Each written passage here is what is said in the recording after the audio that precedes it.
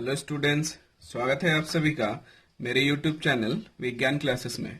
आज हम लोग बात करेंगे विद्युत विच्छेदन यानी इलेक्ट्रोलाइसिस के बारे में, और हम लोग बात करेंगे इसके कुछ उपयोग एवं इसके कुछ उदाहरण के बारे में। तो चलिए शुरू करते हैं आज का वीडियो।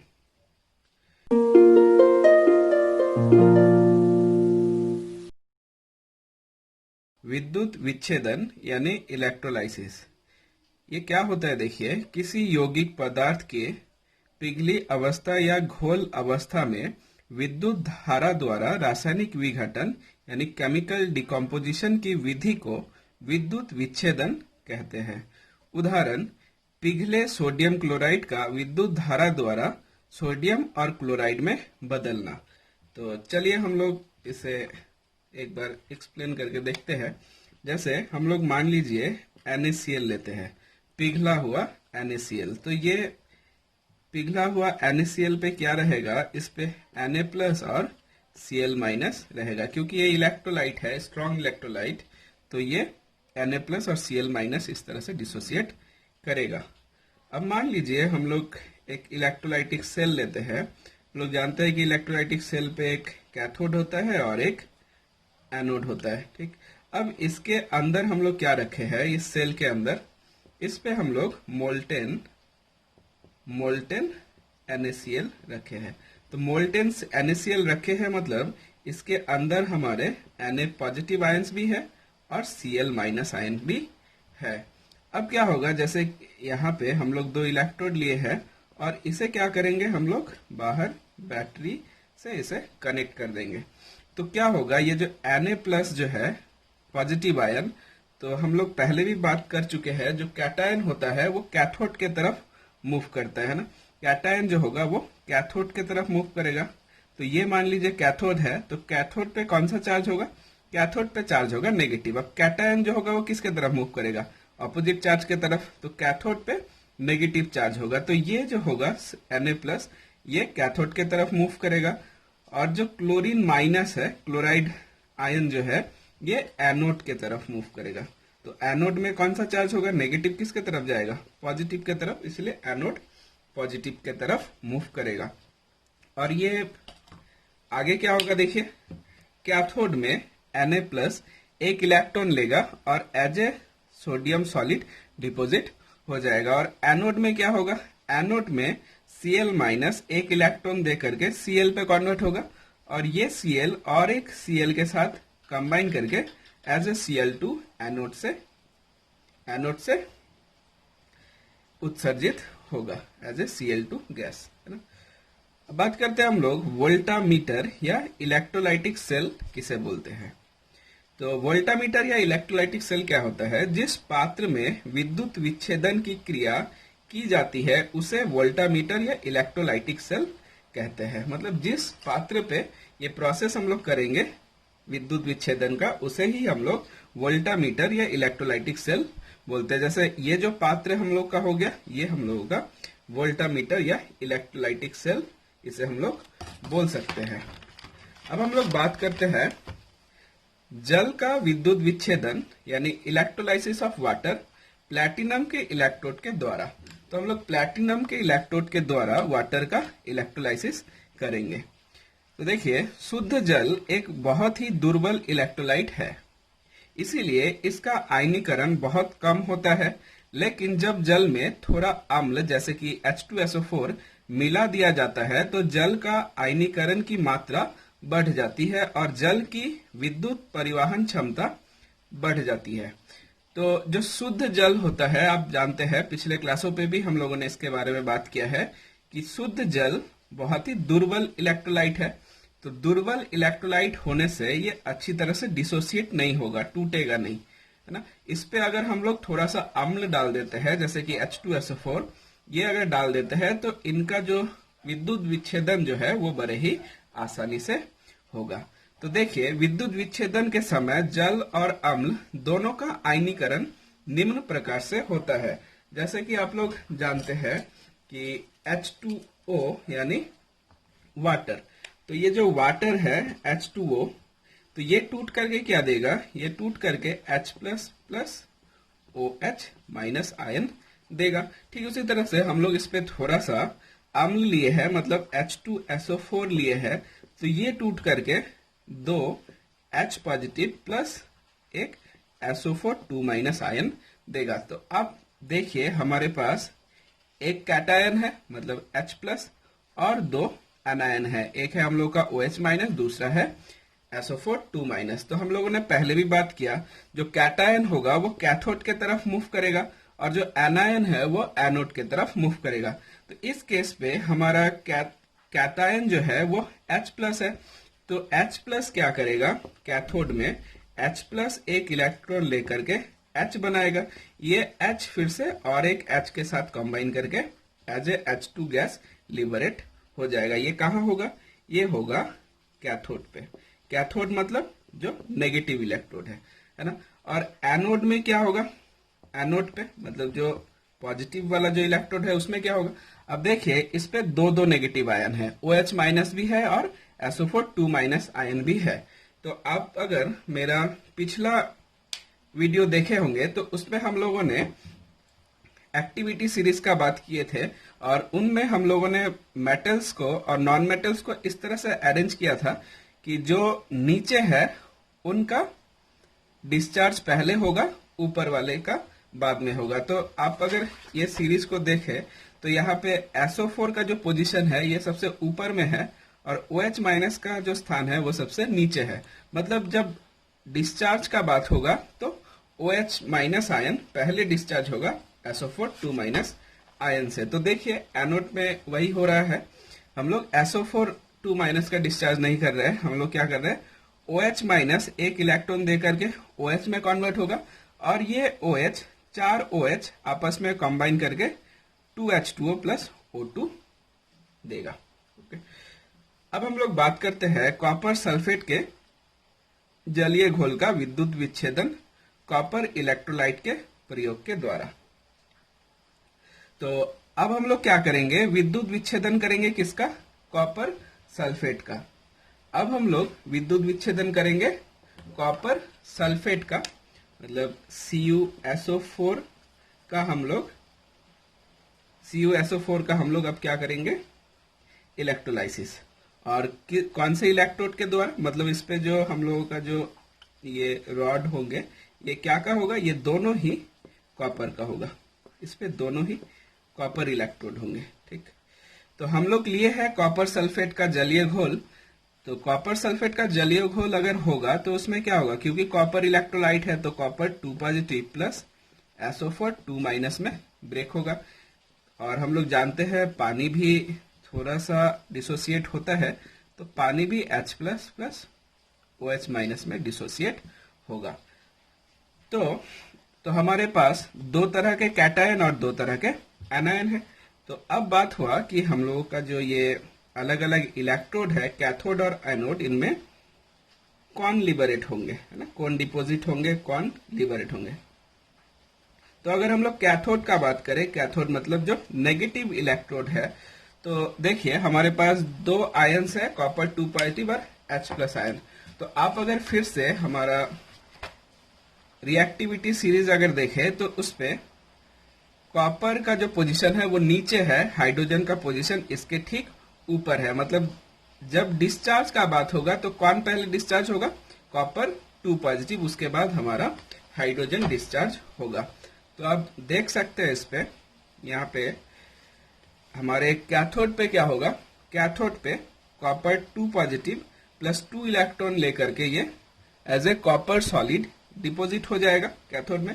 और एनोड में क्या होगा, इस पे आप लोग को एनोड में ध्यान रखना है, एनोड पे हमारे दो दो एनायंस है, SO4 2 माइनस भी है और OH माइनस आयन भी है। लेकिन हमारे इस केस पे एनोड में क्या होता है, जो कॉपर सॉलिड है वही Cu2 पॉजिटिव प्लस 2 इलेक्ट्रॉन देता है। मतलब हमारा जो ये रॉड रहेगा, अगर हम लोग इसको एनोड लेते हैं और इसको कैथोड लेते हैं, तो ये जो रॉड है वो धीरे धीरे इस पे घुलता जाएगा और ये जो पानी है इसके अंदर हमारा क्या है, Cu2 पॉजिटिव। तो ये Cu2 पॉजिटिव ये कैथोड पे डिपोजिट होगा। तो कैथोड पे हमारा क्या हो रहा है, कैथोड पे Cu2 पॉजिटिव प्लस 2 इलेक्ट्रॉन लेकर के Cu सॉलिड डिपॉजिट हो रहा है इस पे। तो देखिए और एक बार मैं बता देता हूँ। तो देखिए क्या हो रहा है, हमारा जो CuSO4 है ये Cu2 पॉजिटिव और SO4 2 माइनस आयन देगा, और H2O H पॉजिटिव और OH माइनस आयन देगा। तो कैथोड पे क्या होगा, कैथोड पे Cu2 पॉजिटिव 2 इलेक्ट्रॉन लेकर के as a Cu solid deposit होगा, और एनोड पे हमारा जो रॉड है, एनोड रॉड कॉपर, वो कॉपर 2 पॉजिटिव बन के सॉल्यूशन पे चला आएगा। तो आप अगर ध्यान से देखें तो जो कॉपर 2 पॉजिटिव यहाँ पे इलेक्ट्रोड में डिपॉजिट हो रहे थे कैथोड में, वापस एनोड से कॉपर 2 पॉजिटिव सॉल्यूशन पे आ जा रहे हैं।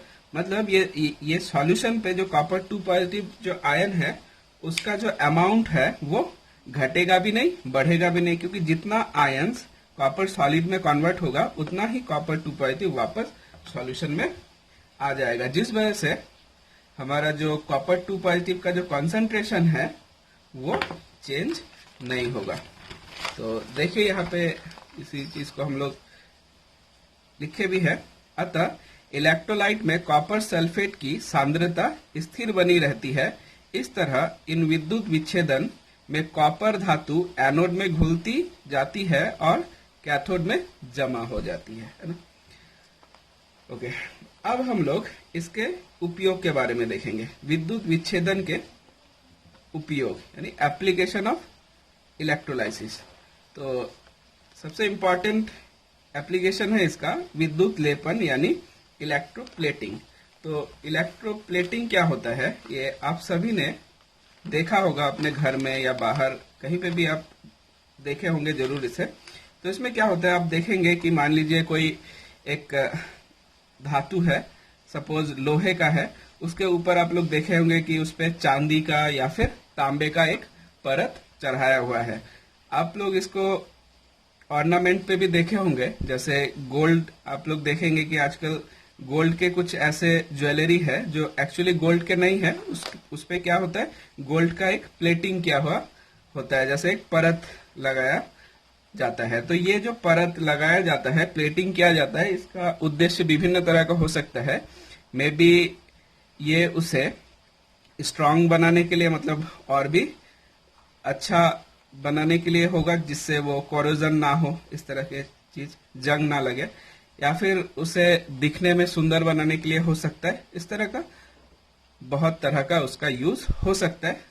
तो चलिए हम लोग बात करते हैं इलेक्ट्रोप्लेटिंग एक्चुअली होता क्या है। तो देखिए, विद्युत विच्छेदन यानी इलेक्ट्रोलाइसिस द्वारा किसी सस्ती धातु पर दूसरी किसी महंगी धातु की परत चढ़ाने की क्रिया को विद्युत लेपन कहते हैं। जैसे कोई लोहा है मान लीजिए जो सस्ता धातु है, उसके ऊपर तांबा या फिर सिल्वर या फिर गोल्ड, ऐसा कोई भी अगर हम लोग परत चढ़ाते हैं तो उसे हम लोग इलेक्ट्रोप्लेटिंग या विद्युत लेपन कहेंगे।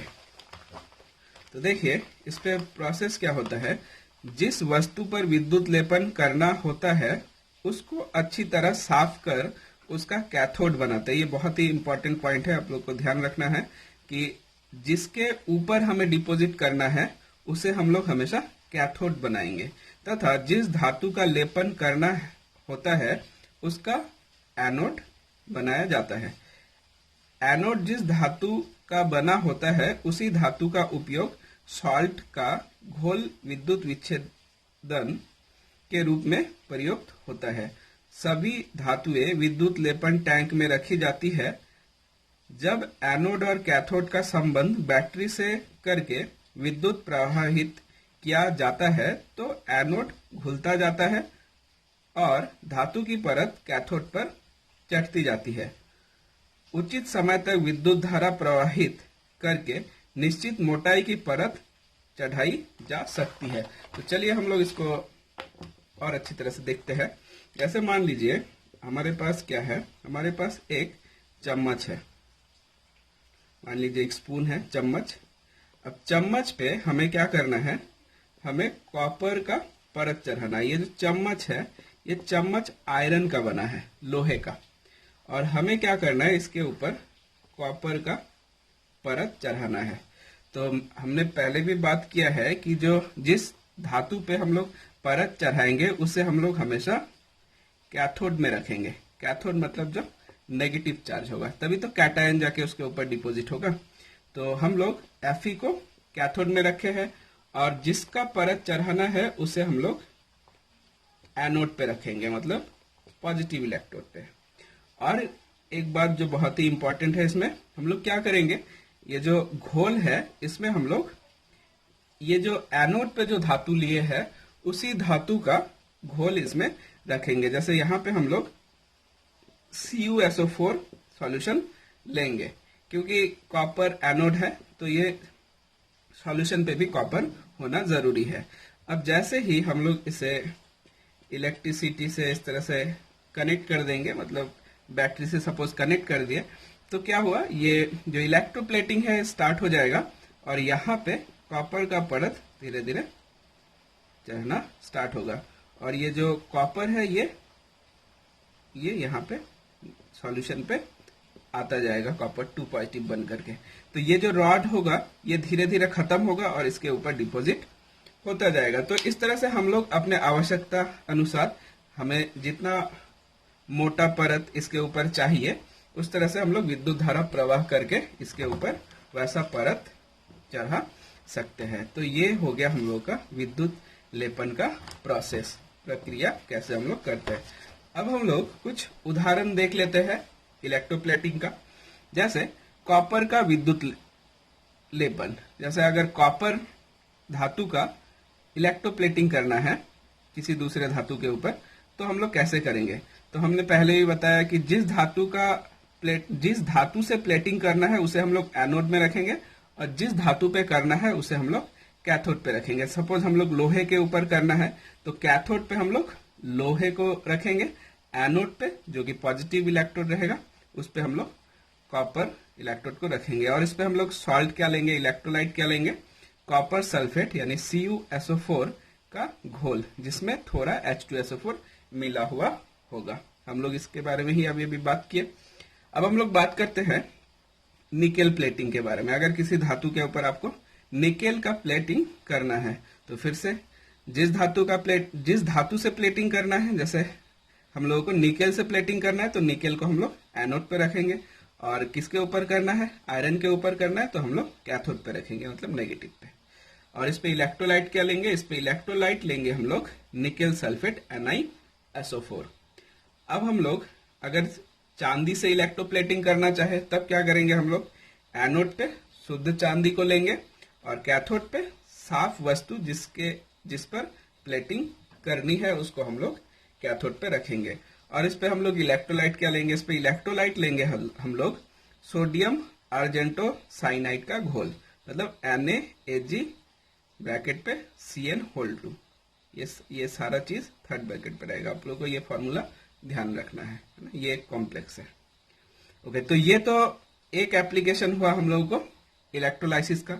अब हम लोग दूसरा एप्लीकेशन देखेंगे और दूसरा एप्लीकेशन क्या है, विभिन्न धातु का निष्कासन में हम लोग इलेक्ट्रोलाइसिस का यूज करते हैं। जैसे यहाँ पे हम लोग एल्यूमिनियम का निष्कासन पे इसका यूज करेंगे, तो एक्सट्रैक्शन ऑफ एल्यूमिनियम। तो ये कैसे किया जाता है, इस पे इलेक्ट्रोलाइट पिघला हुआ एल्युमिनियम ऑक्साइड यानी Al2O3 प्लस क्रायोलाइट Na3Al(F6) लिया जाता है। इस पे इलेक्ट्रोलाइट के तौर पे क्या लेंगे हम लोग, एल्युमिनियम ऑक्साइड लेंगे जो कि Al2O3 है और इस पे क्रायोलाइट यानी Na3Al(F6) लेते हैं।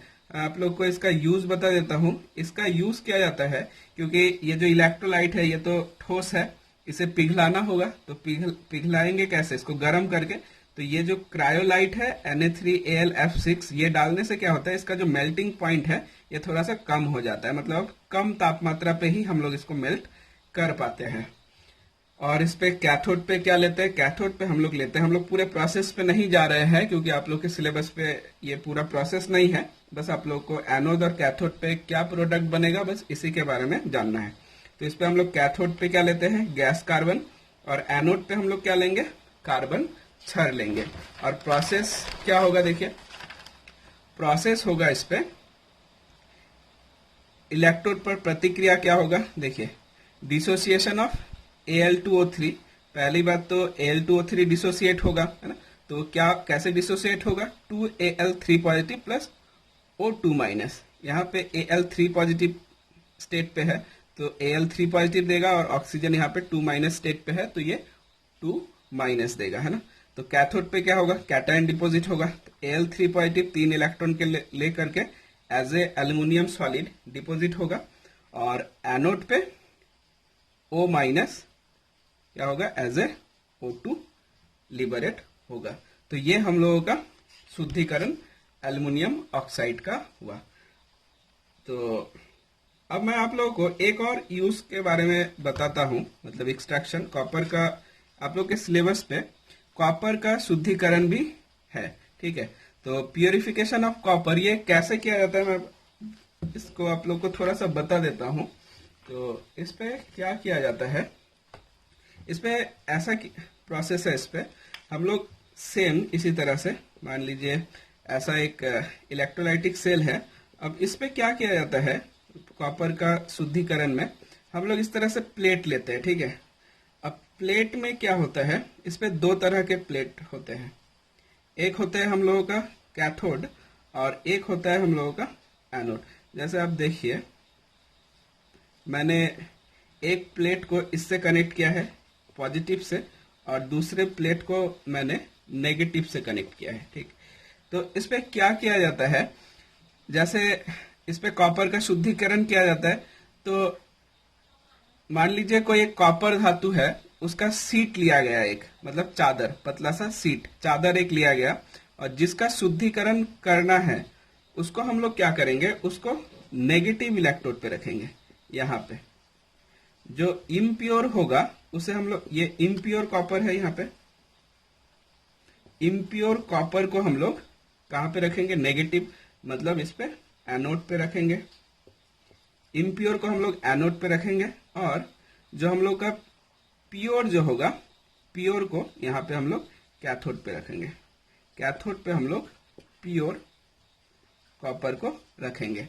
अब क्या करेंगे, वापस ये प्रोसेस को स्टार्ट कर देंगे, मतलब इस पे बैटरी कनेक्ट कर देंगे।